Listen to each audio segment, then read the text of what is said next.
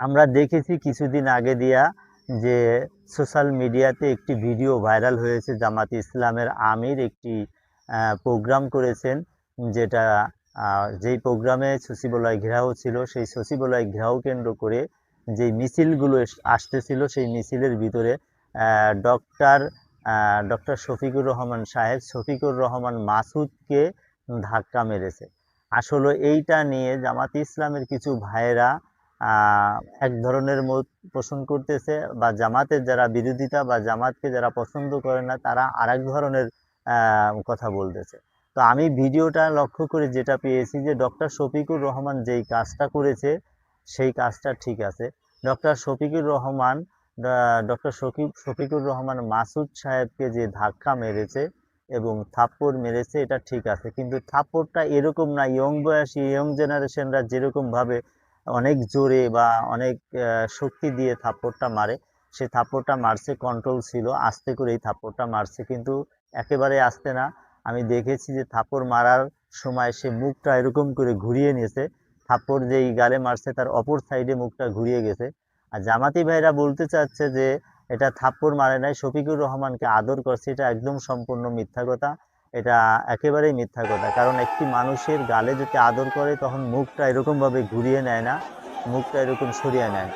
Shafiqur Rahman Masud, doctor Shafiqur Rahman Masud, উনি যেই কাজগুলো করতেছিল এটা জামাতের জন্য ক্ষতিকর জিনিস হইতো, এটা স্বীকার করেন যে জামাত যদি মনে করেন যে ডক্টর শফিকুর রহমান মাসুদ যেই মিছিলগুলো উত্তপ্ত করে দিয়ে সামনের দিকে এগিয়ে যেতে চেয়েছিল, আসলে এটা ওইখানে যাওয়ার জন্য না, এখানে সচিবালয় ঘেরাও একটি বার্তা দেওয়ার জন্য, সেই বার্তার যেই সীমানা, সেই সীমানা পর্যন্ত গিয়েছিল। সেটা ডক্টর শফিকুর রহমান মাসুদ বুঝতে চেয়েছিল না, বুঝতে পারছিল না। ডক্টর শফিকুর রহমান মাসুদ ভুল করে সেটা জনগণকে উত্তপ্ত করে সেই সামনের দিকে সচিবালয়ের ভিতরে যাবে বা ভিতরে ঘেরাও করে ভাঙচুর করবে, এরকম একটি মানে তার আচরণে পাওয়া যেতেছিল।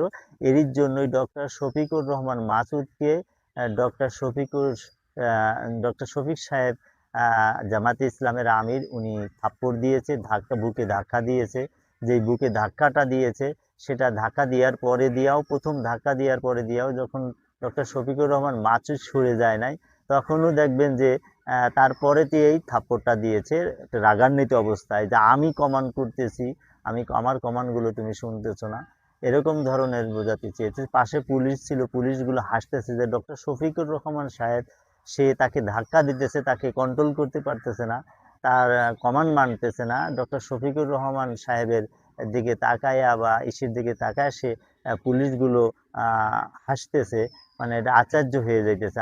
আশ্চর্য হওয়ার যে হাসিগুলো আমি দেখতে পাচ্ছি। তো জামাত ইসলামের ভাইয়েরা, এটা লজ্জার কোনো বিষয় না, কারণ ইয়ং বয়সে সে যেইভাবে তারা গঠিত হয়েছে, সেই জিনিসগুলো তাদের থেকে আচরণ পাওয়াটাই স্বাভাবিক, কারণ তারা গঠিত হয়েছে ইয়ং জেনারেশনরা যেভাবে গঠিত হয় ঠিক সেইভাবেই তাদের থেকে আচরণ। কারণ তো ওরকম সেই আদব, সেই আমিরকে মানতে হবে, আমার আমিরকে মানা যে ওয়াজিব, কোনো কোনো সময় আমিরকে মানা ফরজও হয়ে যায়, যে আমির যখন ফরজ আমলের হুকুম দেয় সেই হুকুমটা মানাও আমার জন্য ফরজ। আমির যখন আমাকে যে কাজগুলো ফরজ না সেই সমস্ত কাজগুলো যখন আমাকে, আমির যখন শরিয়াতের বিরোধিতা কোনো এরকম ধরনের কোনো কাজ না হয়, তাহলে সেই কাজগুলো তখন মানা আমার জন্য ওয়াজিব হয়ে যায়। তো কিছু কিছু সময় জন্য আমিরের হুকুম মানা ওয়াজিব হয়, কিছু কিছু সময় আমিরের হুকুম মানা ফরজ হয়ে যায়। তো প্রিয় বন্ধু, আমিরের হুকুমকে যারা মানতে পারলো সে আল্লাহ রসুলকে মানলো, আল্লাহ রসুলকে যারা মানলো তা আল্লাহকে মানলো।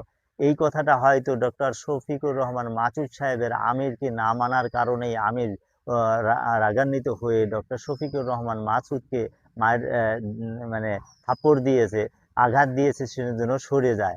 তো ডক্টর শফিকুর রহমান মাসুদ যে কাজটা করেছে সেই কাজটি জামাত ইসলামের জন্য একদমই ক্ষতিকর জিনিস, কারণ এই এই কাজটি যদি করতো তখন তাদের সংগঠনেরই ক্ষতি হয়ে যেত। তো এখানে ভুলভাল বুঝিয়ে যদি আমরা সংগঠনকে যদি সামনে যদি মনে করো যে মিথ্যা অপকণ্ডাকে ভুল চাপা দিয়ে যদি সামনে এগোতে দেই, তাহলে তারা তো এইভাবে এগোবে। তো ভুল যদি আমরা ধরিয়ে দেই, ভুল যদি আমরা আলোচনা, গঠনতন্ত্রমূলক আলোচনা করি, তো সামনে দিয়ে এই ধরনের ভুলগুলো হবে না। এরকমভাবে তাদেরকে এরকমই করা, রাজনীতি করতেছে, রাজনীতির প্ল্যাটফর্মে এরকম একটি হইতেই পারে। এগুলো হওয়াটাই স্বাভাবিক।